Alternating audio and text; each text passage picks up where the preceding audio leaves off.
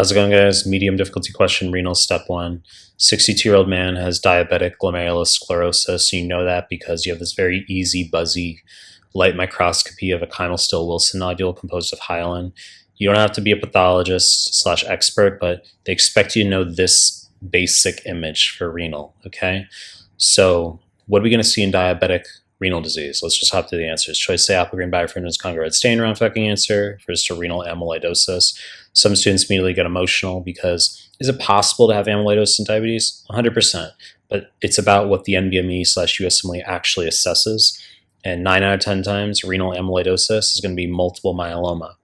Okay, 1 out of 10 can be autoimmune diseases, rheumatoid arthritis, SLE, but multiple myeloma, neoplastic plasma cells secreting kappa lambda light chain immunoglobulins. Immunoglobulins are proteins.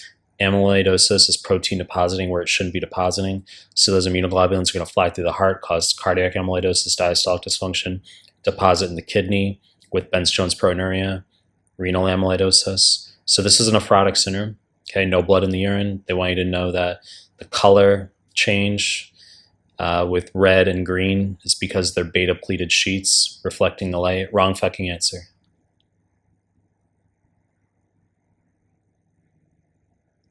Choice B, hematuria, wrong fucking answer. So diabetic renal disease is nephrotic syndrome, not nephritic syndrome.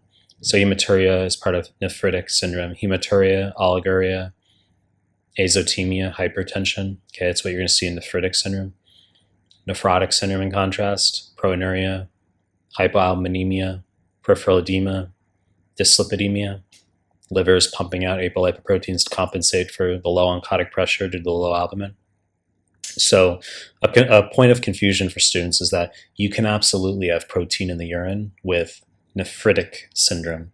It's just that it's usually not as much as in nephrotic syndrome. So if you get a question where there's protein in the urine, there's blood in the urine, don't get confused, okay? I mean, you can absolutely have protein in the urine with nephritic syndrome, but diabetes, it's not nephritic syndrome. You're not going to have blood in the urine. Wrong fucking answer. Choice C, hypercoagulable state, correct answer. I've harped on this in my prior questions, and you need to know that in nephrotic syndrome, you're losing protein in the urine. Antithrombin 3, you're going to lose that as well. It's a protein. So you can become hypercoagulable, get renal vein thrombosis. With varicocele in males, you can get DVT, superficial thrombophlebitis. So they give you peripheral edema, pedal edema, periorbital, presacral edema with a DVT. It's just very easy. Antithrombin 3 deficiency due to nephrotic syndrome causing the DVT. So I've made many clips on this, but this question isn't about this answer choice in isolation. It's also being able to eliminate the others to get there. Okay, so it's our best answer. Let's just whip through the other answer choices here. Choice D, immune complex deposition, wrong fucking answer. Type 3 hypersensitivity refers to PSGN, post-streptococcal glomerulonephritis. Red urine 1 to 3 weeks after strep pharyngitis, or it can be cutaneous. Impetigo, erysipelas, cellulitis. Wrong fucking answer.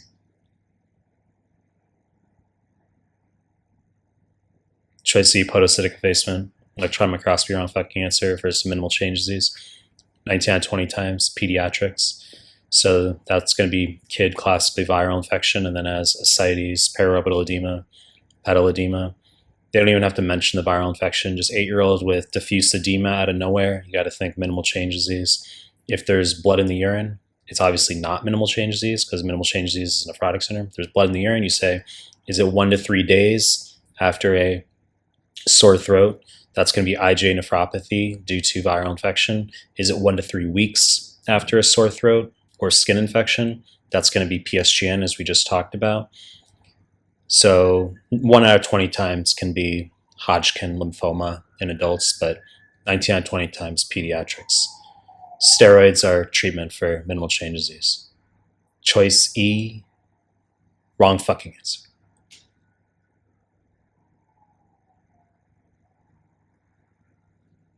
You know the deal. I'm to make more content. I've got my subscribe channel.